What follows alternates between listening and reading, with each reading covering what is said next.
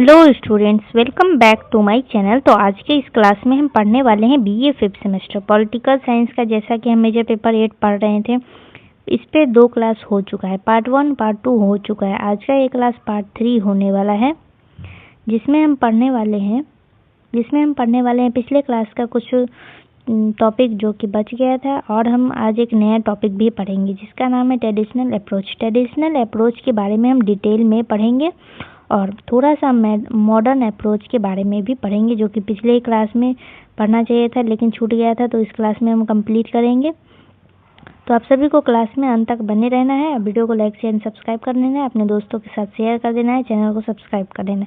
तो चलिए हम क्लास को शुरू करते हैं और आपको बताते हैं कि हम पिछले क्लास में कहाँ तक पढ़ चुके थे और आज हम आगे क्या क्या पढ़ेंगे। तो पिछले क्लास में आप सभी का यहाँ तक हो चुका था। जो बच्चे क्लास अटेंड किए होंगे उनको पता होगा कि यहाँ तक क्लास पार्ट 2 में हो चुका है। पार्ट 2 में हम एक चीज़ आप सभी को पढ़ाए थे, 1 मिनट यहाँ पे दिखाते हैं।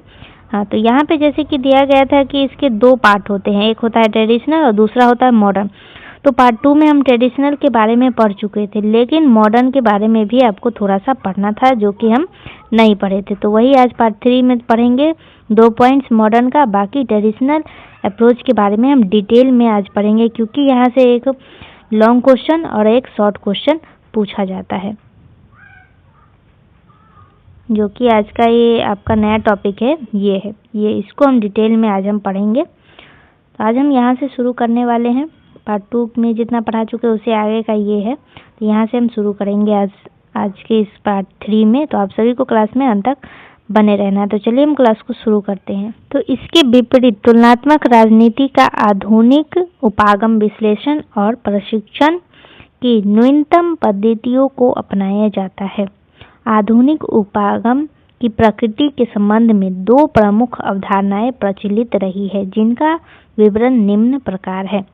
तो इसका क्या मतलब होता है, 1 मिनट, यहाँ तक क्या मतलब है? इसका मतलब है कि परंपरागत तरीके से अलग, यानी आधुनिक तुलनात्मक राजनीति में गहराई से विश्लेषण किया जाता है, तथ्यों को परखा जाता है और वैज्ञानिक और नए तरीकों का उपयोग भी किया जाता है। इसका क्या मतलब है कि जैसे कि परंपरागत उपागम में क्या होता था, सिर्फ वर्णन दिया जाता था, वहाँ पे तथ्य और कारण या सबूत ऐसा कुछ भी नहीं दिया जाता था। लेकिन आधुनिक तुलनात्मक में क्या होता है कि गहराई से विश्लेषण किया जाता है, तथ्यों को परखा जाता है, नए नए तरीकों का उपयोग किया जाता है, यहाँ पे कारण और परिणाम को समझने का प्रयास किया जाता है। इसी को हम बोलते हैं आधुनिक उपागम।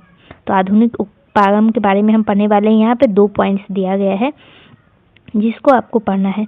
तो आधुनिक तुलनात्मक राजनीति को समझने के लिए 2 प्रमुख विचार बताया गया है, जो कि पहला है आपका यहाँ पे दिया गया है, तुलनात्मक राजनीति एक उर्ध्व तुलनात्मक अध्ययन है। ये पहला हेडिंग है जो कि आपको लिखना, ये हेडिंग है यहाँ, 1 मिनट, ऐसा। पहला हम पढ़ने वाले वर्टिकल और दूसरा हम पढ़ने वाले हॉरिजेंटल। तो पहला है आपका वर्टिकल, इसके बारे में आपको पहले पढ़ना है। इसका क्या मतलब है, 1 मिनट, इसका क्या मतलब है? तो तुलनात्मक राजनीति एक वर्टिकल तुलनात्मक अध्ययन है। इसका मतलब है कि ये विचार क्या कहता है, ये विचार कहता है कि तुलना ऊपर नीचे स्तरों पर की जाती है, यानी एक ही देश के अंदर अलग अलग स्तर की सरकारों की तुलना की जाती है। तो इसका ये मतलब था। अभी हम आगे बढ़ेंगे। किसी भी राज्य में विभिन्न स्तरों पर अनेक सरकार होती है। इसका क्या मतलब है कि किसी भी देश में एक ही सरकार नहीं होती, बल्कि केंद्र सरकार, राज्य सरकार, स्थानीय सरकार, जो कि आप जानते हैं पंचायत, म्युनिसिपैलिटी। तो ये सब क्या है, ये सब अलग अलग स्तर पर एक ही देश के अंदर कई लेवल पे सरकार होती है। इस विचारधारा के अनुसार तुलनात्मक राजनीति में एक ही देश के भीतर विभिन्न स्तरों पर स्थापित सरकारों तथा उन्हें प्रभावित करने वाली राजनीतिक व्यवहार और तुलनात्मक अध्ययन और विश्लेषण शामिल होता है।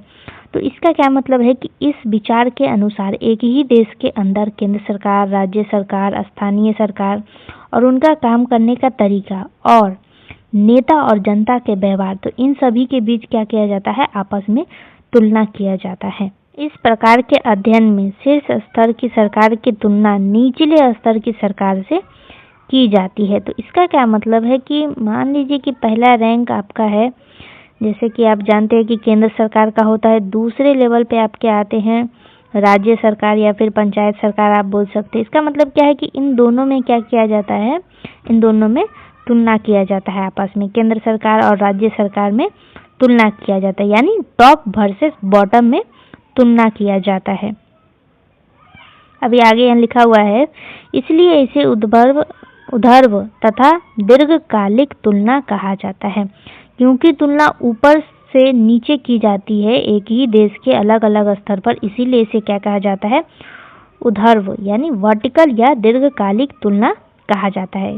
क्यों कहा जाता है, क्योंकि इसमें ऊपर से नीचे की जाती है, ऊपर से नीचे तुलना किया जाता है एक ही देश के अंदर अलग अलग स्तर से, ऊपर से नीचे, यानी ऊपर कौन होता है, तो ऊपर होता है केंद्र सरकार और नीचे होता है राज्य सरकार। तो इन दोनों में तुलना किया जाता है, यानी जो सबसे बड़ा होता है उसमें किया जाता है और जो सबसे छोटा होता है उसमें किया जाता है। दिया गया आलोचकों के अनुसार इस प्रकार की तुलना का कोई तर्कसंगत आधार नहीं है, क्योंकि राष्ट्रीय स्तर का सरकार और अन्य स्तरों की सरकार के बीच अनेक असमानताएं पाई जाती है। आलोचक क्या कहते हैं, आलोचक कहते हैं कि ऐसी तुलना करना सही नहीं है, ऊपर के स्तर से राज्य को नीचे के स्तर से तुलना करना ऐसा सही नहीं है, क्योंकि इसका कोई मजबूत तर्क नहीं है। यहाँ पे कहा जाता है कि क्योंकि केंद्र सरकार और राज्य सरकार एक जैसा नहीं होता है, उनके बीच बहुत ज़्यादा फर्क होता है, इसीलिए ऐसा तुलना करना सही नहीं है। फॉर एग्जाम्पल यहाँ पे दिया गया है कि जैसे नियमों या कार्य विधियों में असमानताएं, आर्थिक संसाधनों में भिन्नता तथा शक्ति के स्तर में अंतर। इसका मतलब है कि केंद्र के नियम और पंचायत के नियम अलग अलग होते हैं, उनके काम करने का तरीका भी अलग अलग होता है, और केंद्र सरकार के पास बहुत पैसा होता है, पंचायत सरकार के पास बहुत कम पैसा होता है। जब संसाधन ही अलग हो तो तुलना कैसे सही होगी, जब संसाधन अलग है तो तुलना कैसे किया जा सकता है, तो ये तुलना करना बिल्कुल भी सही नहीं है। तो केंद्र सरकार बहुत शक्तिशाली होती है, लेकिन स्थानीय सरकार सीमित शक्ति वाली होती है, यानी शक्ति भी बराबर नहीं है दोनों का आपस में, तो फिर हम तुलना कैसे कर सकते हैं इन दोनों में। तो ये कहना है आपका आलोचकों का। अभी आपका दूसरा पॉइंट यहाँ पे दिया गया है हॉरिजॉन्टल, जो कि हम आपको पहले ही बताए थे कि पहला पॉइंट आपका वर्टिकल है तो दूसरा आपका है हॉरिजॉन्टल, यानी तुलनात्मक राजनीति एक क्षैतिज तुलनात्मक अध्ययन है। ये दूसरा पॉइंट है आपका, जो कि आपको याद रखना है। अभी हम इसका मतलब भी समझेंगे। तो ये विचार क्या कहता है, ये विचार कहता है कि तुलना बराबर स्तर की सरकारों के बीच की जाती है, यानी सेम लेवल के सरकार के बीच तुलना करना चाहिए, ऊपर नीचे तुलना नहीं करना चाहिए। केंद्र सरकार और राज्य सरकार के बीच में ऐसे तुलना नहीं करना चाहिए, बल्कि सेम लेवल पे ही तुलना करना चाहिए। आगे लिखा गया है, इस अवधारणा के अंतर्गत केवल राष्ट्रीय सरकारों का क्षैतिज तुलनात्मक अध्ययन किया जाता है। इसका मतलब है कि इस विचार में क्या किया जाता है कि सिर्फ राष्ट्रीय स्तर की सरकारों की तुलना की जाती है, जैसे कि एक देश की राष्ट्रीय सरकार या फिर दूसरे देश की राष्ट्रीय सरकार, इस बीच में अगर हम तुलना करेंगे तो अच्छे तरीके से हम समझ पाएंगे और तुलना भी बराबरी लेवल पर हम कर सकते हैं। तो पंचायत या राज्य सरकार शामिल इसमें नहीं होता है, एक देश के राष्ट्रीय सरकार और दूसरे देश की राष्ट्रीय सरकार, इसी बीच में हम क्या करते हैं, तुलना करते हैं। तो अब आप सबको कमेंट में बताना है कि पहले जो हम तुलना कर रहे थे, पॉइंट नंबर 1 में हम तुलना कर रहे थे ऊपर की सरकार से तुलना नीचे की सरकार से कर रहे थे, तो क्या वो सही था या ये सही है, जो सेम लेवल पे तुलना करना सही है या फिर एक ज़्यादा है तो एक कम है, ऐसे तुलना करना सही है। दोनों में से कौन सा सही है आपको कमेंट में बताना है। आगे बढ़ते हैं। आगे लिखा गया, उदाहरण के लिए किसी एक ही देश में अलग अलग समयावधियों में अस्तित्व में रही राष्ट्रीय सरकारों के बीच तुलनात्मक अध्ययन अथवा वर्तमान समय में विभिन्न देशों की राष्ट्रीय सरकारों के बीच तुलनात्मक अध्ययन, यहाँ तक। तो इसका मतलब है कि एक ही देश में अलग अलग समय पर बनी सरकारों की तुलना करना। फॉर एग्जाम्पल के लिए भारत में नेहरू सरकार, इंदिरा गांधी सरकार, वर्तमान सरकार, ये सभी क्या है, ये सभी राष्ट्रीय स्तर की सरकारें हैं, तो इनके बीच तुलना करना सही माना जाता है। या फिर एक ही समय पर अलग अलग देशों की सरकारों की तुलना करना। फॉर एग्जाम्पल भारत की सरकार, अमेरिका की सरकार या फिर ब्रिटेन की सरकार, सभी क्या है, सभी नेशनल लेवल की सरकार हैं, तो इन सभी के बीच भी तुलना करना सही माना जाता है। तो इस प्रकार का अध्ययन के माध्यम से राजनीतिक व्यवहार से संबंधित कुछ सामान्य सिद्धांत प्रतिपादित किए जा सकते हैं। तो यहाँ तक हो चुका। तो इसका मतलब है कि इस तरह की तुलना से नेताओं, जनता या फिर राजनीतिक दल के व्यवहार से जुड़े सामान्य नियम या सिद्धांत बनाए जा सकते हैं।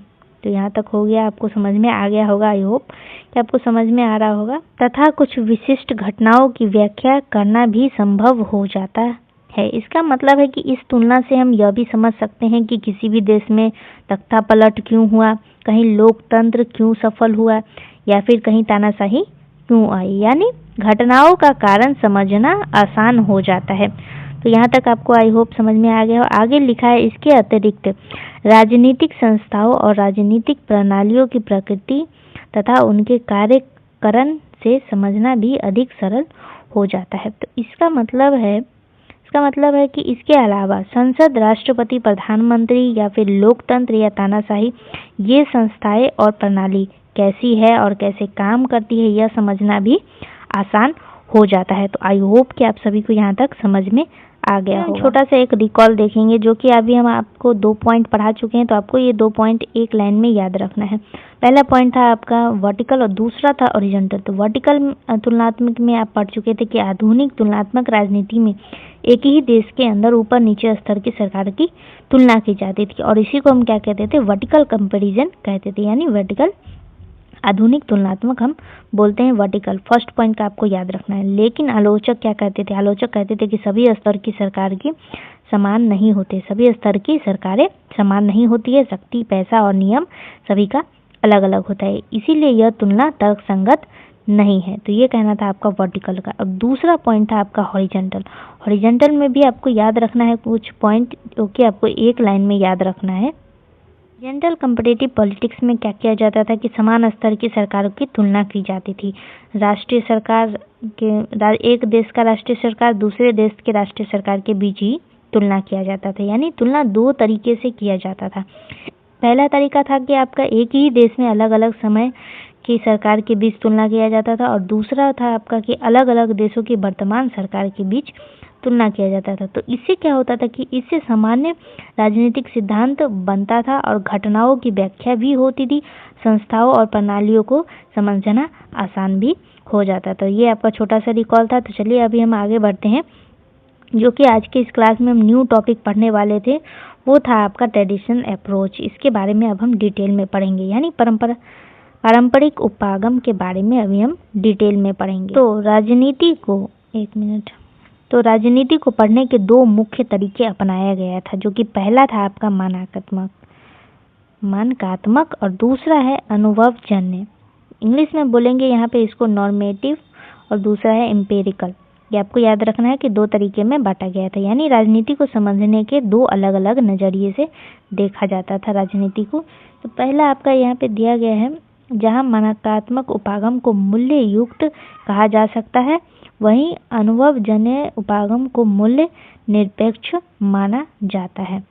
इसका मतलब है कि मानकात्मक उपागम में मूल्यों की बात होती है, जैसे कि न्याय, नैतिकता, स्वतंत्रता, समानता, इसीलिए इसे वैल्यू लेडन यानी मूल्य युक्त कहा जाता है। और दूसरा था आपका यहाँ पे दिया गया है, यहाँ पे दूसरा था आपका अनुभवजन्य उपागम।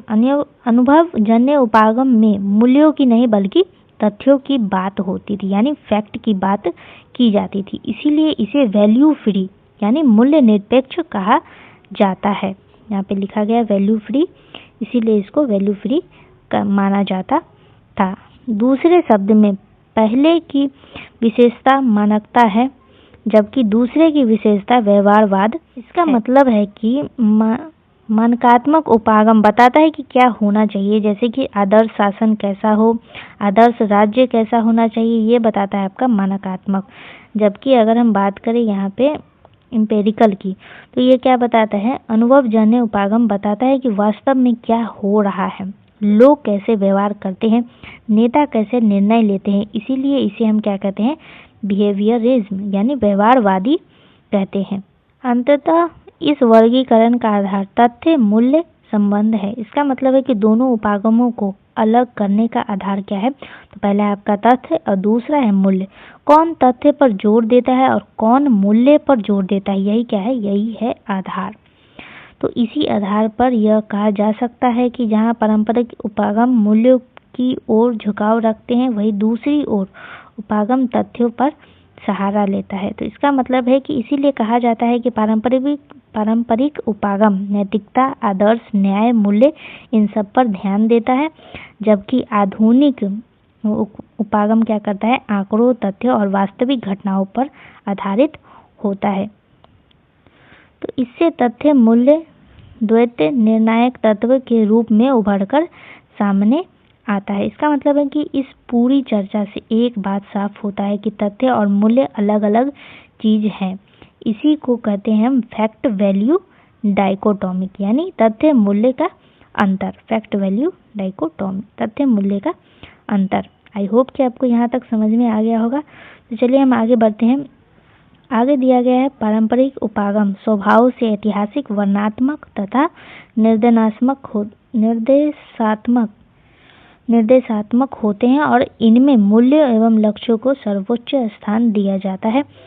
इनका संक्षिप्त विवेचन निम्नलिखित प्रकार से किया जा सकता है। तो इसका मतलब है कि पारंपरिक उपागम इतिहास पर आधारित होते हैं, चीज़ों का वर्णन करते हैं और यह भी बताते हैं कि क्या करना चाहिए। इसीलिए इन्हें क्या कहा जाता है, हिस्टोरिकल, डिस्क्रिप्टिव और प्रेस्क्रिप्टिव। यहाँ पे दिया गया हिस्टोरिकल, डिस्क्रिप्टिव और प्रेस्क्रिप्टिव। ये इंग्लिश में मतलब था और हिंदी में यहाँ पे लिखा हुआ है। इन उपागम में मूल्य और उद्देश्य सबसे महत्वपूर्ण होता है, न कि आंकड़ा या फिर प्रयोग। अब आपको ट्रेडिशनल अप्रोच का फर्स्ट पॉइंट यहाँ पे जैसा कि लिखा गया है, तो अब हम आगे बढ़ते हैं। तो ट्रेडिशनल अप्रोच का आपका फर्स्ट पॉइंट अब आपको याद रखना है। पहला पॉइंट है आपका दार्शनिक उपागम। 4 तरीके के उपागम होते हैं। ट्रेडिशनल अप्रोच के अंदर भी 4 तरीके का होता है, जिसमें से आपका ये पहला है दार्शनिक उपागम, जो कि आपको याद रखना है, फिलोसफिकल अप्रोच, इसको याद रखना है। तो चलिए अभी हम इसको भी पढ़ लेते हैं डिटेल। दार्शनिक उपागम राजनीति विज्ञान का सबसे पुराना तरीका है और बाकी सभी उपागमों की नींव यानी आधार भी यहीं से है। राजनीति को समझने की शुरुआत सबसे पहले इसी तरीके से शुरू किया गया था, यानी सबसे पहला तरीका जो अपनाया गया था वो था आपका दार्शनिक उपागम। इसमें राजनीति का अध्ययन नैतिकता, मूल्य और आदर्श के आधार पर किया जाता है। तो इसका मतलब है कि इस उपागम में यह देखा जाता है कि क्या सही है, क्या गलत है, न्याय क्या है, स्वतंत्रता और समानता कैसी होनी चाहिए, यानी राजनीति को नैतिक और मूल्यात्मक दृष्टि से समझा जाता है। यह उपागम यह प्रश्न उठाता है कि राज्य और शासन कैसा होना चाहिए, न कि केवल यह कि ये वास्तव में कैसे काम कर रही है। तो इसका मतलब है कि दार्शनिक उपागम यह सवाल करता है कि आदर्श राज्य कैसा हो, आदर्श सरकार कैसी हो, शासक कैसा हो, मतलब राज्य का आदर्श रूप क्या होना चाहिए, ये बताता है आपका दार्शनिक उपागम। आई होप आपको यहाँ तक समझ में आ गया होगा। और आगे भी आपको लिखा गया है यहाँ पे, न कि केवल यह कि ये वास्तव में कैसे काम कर रहा है। इसका मतलब है कि यह उपागम यह बात पर जोर नहीं देता कि सरकार अभी कैसे काम कर रही है, नेता व्यवहार में क्या कर रहे हैं, बल्कि यह बताता है कि सरकार और राज्य को कैसे काम करना चाहिए। आई होप अब आपको यहाँ तक समझ में आ गया होगा। अब हम समझेंगे दार्शनिक उपागम का अर्थ। दार्शनिक उपागम का मतलब क्या है, इसका अर्थ क्या होता है। इसका अर्थ होता है दार्शनिक उपागम का मतलब है कि राजनीति को इस नज़र से देखना कि समाज में न्याय है या फिर नहीं है, लोगों को स्वतंत्रता मिली है या नहीं मिली है, समय के साथ साथ समान व्यवहार हो रहा है या फिर नहीं हो रहा है, नागरिकों के अधिकार सुरक्षित है या नहीं है, नागरिक और राज्य अपने कर्तव्य का पालन कर रहे हैं या नहीं कर रहे हैं, यानी राजनीति को नैतिक और आदर्श दृष्टि से समझना। तो यही मतलब है आपका दार्शनिक उपागम का। यहाँ पे लिखा गया है, आप रीड कर लेंगे। नीचे लिखा गया है, यह उपागम मानकात्मक होता है, अर्थात यह मूल्य आधारित होता है। इसका मतलब है, यहाँ पे लिखा गया है, इसका मतलब है कि यह उपागम यह बताता है कि क्या सही होना चाहिए, क्या गलत नहीं होना चाहिए। इसीलिए इसे नॉर्मेटिव कहा जाता है, क्योंकि इसमें मूल्य को बहुत महत्व दिया जाता है, इसलिए इसे क्या कहा जाता है, नॉर्मेटिव। आई होप आपको यहाँ समझ में आ गया होगा। अभी हम आगे बढ़ते हैं। तो दूसरा पॉइंट है आपका दार्शनिक उपागम की उत्पत्ति कैसे हुई। अभी हम इसको समझेंगे। तो इस उपागम की जड़ें प्राचीन यूनान में मिलती है। इसका मतलब है कि दार्शनिक उपागम की शुरुआत आज से बहुत पहले प्राचीन यूनान में हुई। वहीं से राजनीति को सोच, विचार और दर्शन के रूप में पढ़ा गया। फिर दूसरा पॉइंट है आपका प्लेटो। आदर्श राज्य की कल्पना। इसका मतलब है कि राज्य कैसा होना चाहिए, शासक दार्शनिक होना चाहिए, न्याय पर आधारित राज्य की ही श्रेष्ठ राज्य है। इसीलिए उन्हें आइडियल स्टेट की बात की। प्लेटो क्या करते हैं, आइडियल स्टेट की बात करते हैं, यानी आदर्श राज्य की कल्पना करते हैं। अब दूसरा है आपके अरस्तु। अरस्तु का कहना है कि राज्य को नैतिक संस्था माना। इसका मतलब है कि अरस्तु का कहना है कि राज्य सिर्फ शासन करने के लिए नहीं है, बल्कि लोगों को अच्छा और नैतिक जीवन देने के लिए है। तो उन्होंने कहा कि राज्य का उद्देश्य अच्छे जीवन की प्राप्ति है। अब तीसरा है आपका सेंट ऑगस्टिन, थॉमस एक्विनोस, धर्म और राजनीति का संबंध। इनका कहना था धर्म और राजनीति का संबंध। तो इन विचारकों ने कहा कि राजनीति को धर्म और नैतिक से अलग नहीं किया जा सकता। राज्य को ईश्वर की इच्छा और नैतिक नियमों के अनुसार चलना चाहिए। अगला पॉइंट है आपका रूसो, लॉक, हॉबस। इनका कहना था सामाजिक अनुबंधन सिद्धांत। सामाजिक अनुबंधन सिद्धांत। तो इनका विचार था कि राज्य लोगों के समझौतों से बना है। लोग अपने अधिकार राज्य को देते हैं ताकि शांति, सुरक्षा और व्यवस्था बनी रही। तो इसी को हम कहते हैं सोशल कॉन्ट्रैक्ट थ्योरी। इसी को हम कहते हैं सोशल कॉन्ट्रैक्ट थ्योरी, सामाजिक अनुबंधन सिद्धांत। अभी आपका अगला है कांट, हेगल।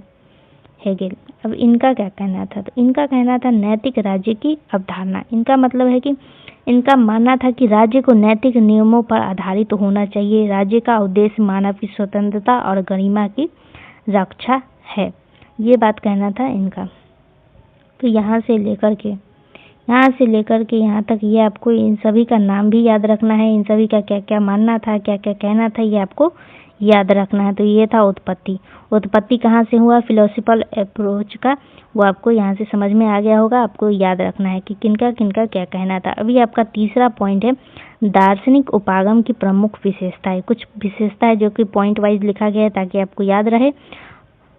तो चलिए अभी हम इसको भी समझ लेते हैं। पहला पॉइंट दिया गया है मूल्य प्रधान दृष्टिकोण। इसका क्या मतलब है, इसका मतलब है कि इस उपागम में क्या अच्छा है, क्या बुरा है, इस पर विचार किया जाता है।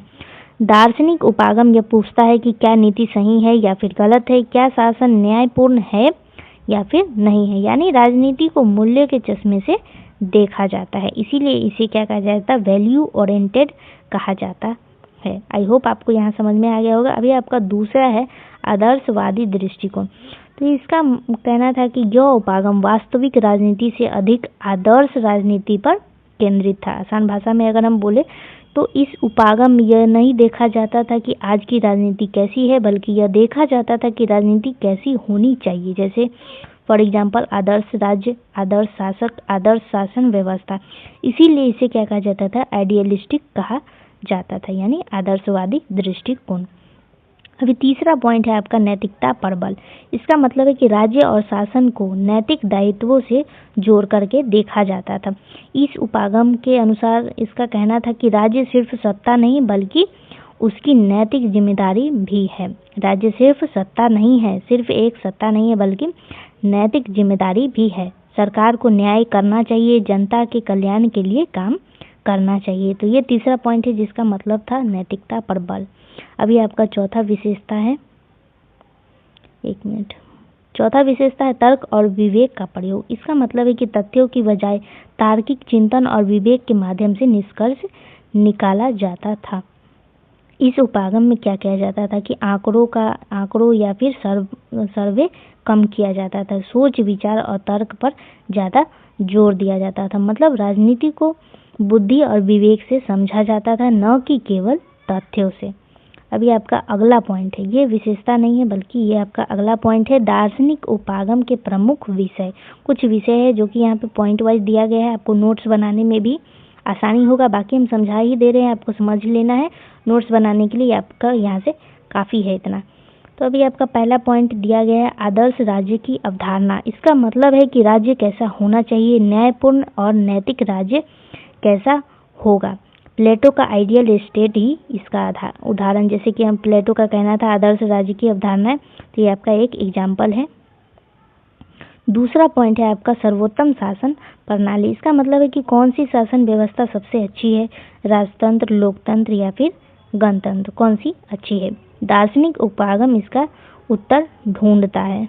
दार्शनिक उपागम क्या करता है? इसका उत्तर ढूंढता है। अभी तीसरा पॉइंट इसमें लिखा गया है नागरिकों के अधिकार और कर्तव्य। इसका मतलब है कि नागरिकों को कौन कौन से अधिकार मिलने चाहिए, उनके कर्तव्य क्या होना चाहिए, अधिकार और कर्तव्य का संतुलन कैसे बनाना है, ये बात करता है। ये पॉइंट का मतलब ये है। अभी अगला है आपका न्याय और समानता। तो इसका मतलब है कि समाज में न्याय कैसे हो, सभी को समान अवसर कैसे मिले, यह दार्शनिक उपागम का मुख्य विषय है। मुख्य विषय दार्शनिक उपागम का क्या है? ये मुख्य विषय है, न्याय और समानता। अगला पॉइंट है स्वतंत्रता की सीमा। इसका मतलब है कि व्यक्ति को कितनी स्वतंत्रता मिलनी चाहिए, स्वतंत्रता कहाँ तक ठीक है ताकि समाज में अराजकता न हो। ये कुछ पॉइंट दिया गया था दार्शनिक उपागम के प्रमुख विषय का, जो कि आपको समझ में आ गया होगा। तो आप अपने कॉपी में नोट डाउन करते चलेंगे। अभी पांचवा पॉइंट है आपका कुछ प्रमुख विचारक हैं जिनके विचार के बारे में आपको जानना है। तो सबसे पहले आपका यहाँ पे दिया गया है प्लेटो का विचार। तो सबसे पहले आपको ये समझना है। सबसे पहले विचारक हैं आपके प्लेटो, जो कि आपको यहाँ पे दिया गया है। इनके पुस्तक का नाम है रिपब्लिक। प्लेटो की सबसे प्रसिद्ध किताब है जिसका नाम है रिपब्लिक, जिसमें उन्होंने आदर्श राज्य का वर्णन किया है। इस बुक में क्या किया है? आदर्श राज्य का वर्णन किया गया है। तो प्लेटो का कहना था कि राज्य ऐसा होना चाहिए जहाँ अन्याय न हो, हर व्यक्ति अपना सही काम करे, ऐसा राज्य ही आइडियल स्टेट है, यानी आदर्श राज्य है। जहाँ क्या नहीं होना चाहिए? तो जहाँ अन्याय नहीं होना चाहिए, हर व्यक्ति को अपना सही काम करे, यहाँ लिखा गया है। अभी दूसरा पॉइंट आपका यहाँ पे दिया गया है दार्शनिक राजा का सिद्धांत। ये भी कहना था आपका, प्लेटो का ही कहना था। तो इसका मतलब है कि राज्य पर शासन वही करे जो ज्ञानवान, नैतिक और बुद्धिमान हो। इसलिए उन्होंने कहा कि राजा दार्शनिक हो या दार्शनिक राजा बने। अब तीसरा पॉइंट प्लेटो कहते हैं कि न्याय को राज्य का मूल आधार माना। इसका कहने का मतलब है कि राज्य की सबसे बड़ी विशेषता न्याय होनी चाहिए। न्याय का अर्थ है कि हर व्यक्ति अपना कर्तव्य सही ढंग से करे। तो ये 3-4 पॉइंट कुछ था जो कि प्लेटो के द्वारा कहा गया है। अभी दूसरा है आपका अरस्तु। अरस्तु का क्या कहना था? अरस्तु का कहना था कि राज्य को नैतिक संस्था कहा। अरस्तु कहते हैं कि राज्य को नैतिक संस्था कहा गया। तो अरस्तु का कहना था कि राज्य सिर्फ शासन करने की संस्था नहीं बल्कि एक नैतिक संस्था है जिसका उद्देश्य अच्छा जीवन देना है। अभी दूसरा पॉइंट है इसमें दिया गया कि मनुष्य को पॉलिटिकल एनिमल बताएं। तो अरस्तु मनुष्य को क्या कहते हैं? पॉलिटिकल एनिमल बताते हैं। क्यों बताते हैं आपको ये भी समझना है। तो अरस्तु ने कहा कि मनुष्य अकेले नहीं रह सकता, वह समाज और राज्य में रहकर ही पूर्ण बनता है, इसीलिए मनुष्य को उन्होंने पॉलिटिकल एनिमल कहा। अभी तीसरा पॉइंट वो बताते हैं कि अच्छे जीवन यानी गुड लाइफ के लिए राज्य आवश्यक है। तो अरस्तु के अनुसार कहना था कि अच्छा जीवन सिर्फ भोजन या धन नहीं बल्कि नैतिक और सुखी जीवन है, और यह केवल राज्य के माध्यम से ही संभव है। तो ये कहना था आपका अरस्तु का, जो कि आपको याद रखना है। अभी अगला पॉइंट है आपका, अभी तीसरे विचारक है आपका रूसो। रूसो का क्या कहना था अब आपको ये भी समझना है। तो रूसो को कहना था कि सामान्य इच्छा की अवधारणा। इसका मतलब है कि रूसो के अनुसार राज्य का निर्णय जनता की सामूहिक इच्छा से होना चाहिए। इसे ही उन्होंने जनरल विल कहा है, जनरल विल। अभी अगला पॉइंट ये बताते हैं राज्य का उद्देश्य स्वतंत्रता की रक्षा। इसका मतलब है कि रूसो का कहना था कि राज्य इसीलिए बना है ताकि व्यक्ति की स्वतंत्रता सुरक्षित रहे। सही कानून व्यक्ति को गुलाम नहीं बनाते बल्कि उसे क्या बनाते हैं? स्वतंत्र बनाता है। सही कानून क्या बनाता है? व्यक्ति को स्वतंत्र बनाता है। अभी चौथा आपका विचारक है वो है कांट। इनका कहना था कि नैतिक कानून पर आधारित राज्य, यानी इनका मतलब है कि राज्य को नैतिक नियमों के अनुसार चलना चाहिए। कानून सिर्फ डर से नहीं बल्कि नैतिक कर्तव्य से मानने चाहिए। अभी अगला है आपका पॉइंट मानव गरिमा और स्वतंत्रता पर बल। इनका कहना था कि हर इंसान की गरिमा होती है, उसे साधन नहीं बल्कि उद्देश्य माना जाना चाहिए, इसीलिए स्वतंत्रता और सम्मान बहुत जरूरी है। तो ये कहना था आपका कांट का। आई होप आपको इतना समझ में आ गया होगा। अभी हम एक लाइन में आपको समझा देते हैं कि चारों विचारक का क्या कहने का मतलब था। थोड़ा सा आपको हम रिकॉल करवा देते हैं ताकि आपको याद रहे। तो प्लेटो ने कहा कि आदर्श राज्य और दार्शनिक राजा की बात की। अरस्तु कहते हैं कि अरस्तु ने राज्य को नैतिक संस्था माना। रूसो ने सामान्य इच्छा और स्वतंत्रता पर बल दिया। कांट का कहना था कि कांट ने नैतिक कानून और मानव गरिमा को महत्व दिया। ये आपको याद रखना है एक लाइन में। बाकी डिटेल में आपको यहाँ हम समझा ही चुके हैं, वो आपको याद रखना है। अभी चलिए छठा पॉइंट है आपका फिलोसफिकल अप्रोच का, वो है आपका दार्शनिक उपागम के कुछ लाभ है, कुछ महत्व है, जो कि आपको इसके बारे में समझना है। तो यहाँ पे सबसे पहले लिखा गया है राजनीति को नैतिक आधार प्रदान करता है। तो पहला महत्व दिया गया है आपको इसमें, पहला पॉइंट। तो इसका मतलब है कि दार्शनिक उपागम बताता है कि राजनीतिक सिर्फ सत्ता की लड़ाई नहीं है, बल्कि उसमें नैतिकता और अच्छाई होनी चाहिए। इससे राजनीति अधिक साफ सुथरा बनता है। दूसरा पॉइंट आपका दिया गया है लोकतंत्र और मानवाधिकार की अवधारणाओं को मजबूती। इसका मतलब है कि लोकतंत्र, स्वतंत्रता, समानता, मानवाधिकार, ये सभी विचार दार्शनिक उपागम से ही मजबूत हुए हैं। इस उपागम ने व्यक्ति को केंद्र में रखा है। इसका यह मतलब था। अब तीसरा पॉइंट है शासन को उत्तरदायी और न्यायपूर्ण बनाने की दिशा। इसका मतलब है कि इस उपागम के अनुसार सरकार जनता के प्रति जवाबदेह होना चाहिए, निर्णय न्याय पर आधारित ही होना चाहिए। इससे शासन निरंकुश नहीं बनता है। चौथा पॉइंट है आपका आदर्शों के माध्यम से समाज सुधार का मार्ग। इसका मतलब है कि आदर्श राज्य हो या फिर आदर्श शासन, आदर्श नागरिक, इन विचारकों से समाज को बेहतर बनाने की दिशा मिलती है। इन सभी विचार से क्या होता है कि समाज को बेहतर बनाने की दिशा मिलती है। अभी आपका अगला पॉइंट है, आई होप आपको महत्व और लाभ समझ में आ गया होगा फिलोसफिकल अप्रोच का। अभी अगला पॉइंट है दार्शनिक उपागम की आलोचनाएं या फिर सीमा।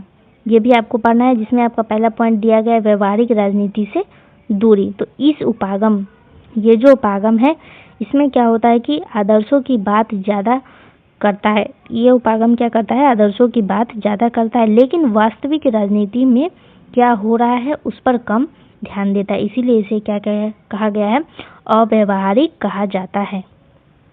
अभी आपका अगला पॉइंट जनीय और वैज्ञानिक अध्ययन का अभाव। इसका मतलब है कि इस उपागम में आंकड़े, प्रयोग, सर्वे का प्रयोग बहुत ही कम किया जाता है, इसीलिए यह वैज्ञानिक नहीं माना जाता है। अभी तीसरा पॉइंट है आपका आधुनिक जटिल राजनीतिक समस्याओं का समाधान नहीं। इसका मतलब है कि आज की राजनीति में जाति, वर्ग, वैश्वीकरण, आतंकवादी जैसे जटिल जो समस्याएं हैं, इनका समाधान इस उपागम ठीक नहीं कर पाता है। ये जो उपागम है इन सभी समस्याओं को ठीक नहीं कर पाता है। इन समस्याओं का समाधान ये उपागम नहीं निकाल पाता है। अभी आपका चौथा पॉइंट है अत्यधिक आदर्शवादी। यह उपागम बहुत ऊंचे आदर्शों की बात करता है, जो कि वास्तविक जीवन में लागू करना बहुत ही कठिन होता है। इसीलिए इसे हम अति आदर्शवादी कहते हैं। ये आपको याद रखना है। कुछ 4 पॉइंट दिया गया था, जो कि आपका सीमा में कुछ 4 पॉइंट बताए गए हैं। अभी अगला पॉइंट है आपका पॉइंट नंबर 2। अब हम अगला अप्रोच पढ़ेंगे, जो कि है आपका हिस्टोरिकल अप्रोच, यानी ऐतिहासिक उपागम के बारे में अब हम पढ़ेंगे। तो पहला पॉइंट आपका था फिलोसफिकल, अब दूसरा है आपका हिस्टोरिकल। ये आपको अब इसके बारे में समझ। तो ये पॉइंट अब हम अगले क्लास में पढ़ेंगे, क्योंकि क्लास काफ़ी लंबा हो चुका है ऑलरेडी। अगर आगे हम पढ़ाने लगे तो अभी भी 3 टॉपिक और बचा हुआ है ट्रेडिशनल अप्रोच को कंप्लीट करने में। अभी आधा घंटा और लग जाएगा, इसीलिए क्लास को हम यहीं पे एंड करेंगे। तो यहाँ से हम पढ़ेंगे अगले क्लास में। तो पार्ट 3 में आपका यहाँ तक कंप्लीट हो चुका है, यानी फिलोसफिकल अप्रोच के बारे में आप सभी को कंप्लीट जानकारी मिल चुका है। इस वीडियो में हम क्या क्या टॉपिक कवर कर चुके हैं, तो सबसे पहले इस वीडियो में हम आपको बताए थे मॉडर्न अप्रोच का 2 पॉइंट, जिसमें पहला पॉइंट था वर्टिकल और दूसरा था हॉरिजॉन्टल। और उसके बाद आप ट्रेडिशनल अप्रोच के बारे में जाने थोड़ा सा डिटेल में। तो ट्रेडिशनल अप्रोच में भी 4 पॉइंट आपको पढ़ना है, जिसमें से कि पहला है आपका फिलोसफिकल अप्रोच, जो कि आप पढ़ चुके हैं। दूसरा था आपका हिस्टोरिकल अप्रोच, जो कि आप नेक्स्ट क्लास में पढ़ेंगे। और तीसरा पॉइंट था इंस्टीट्यूशनल अप्रोच, जो कि हम अगले क्लास में ही पढ़ेंगे।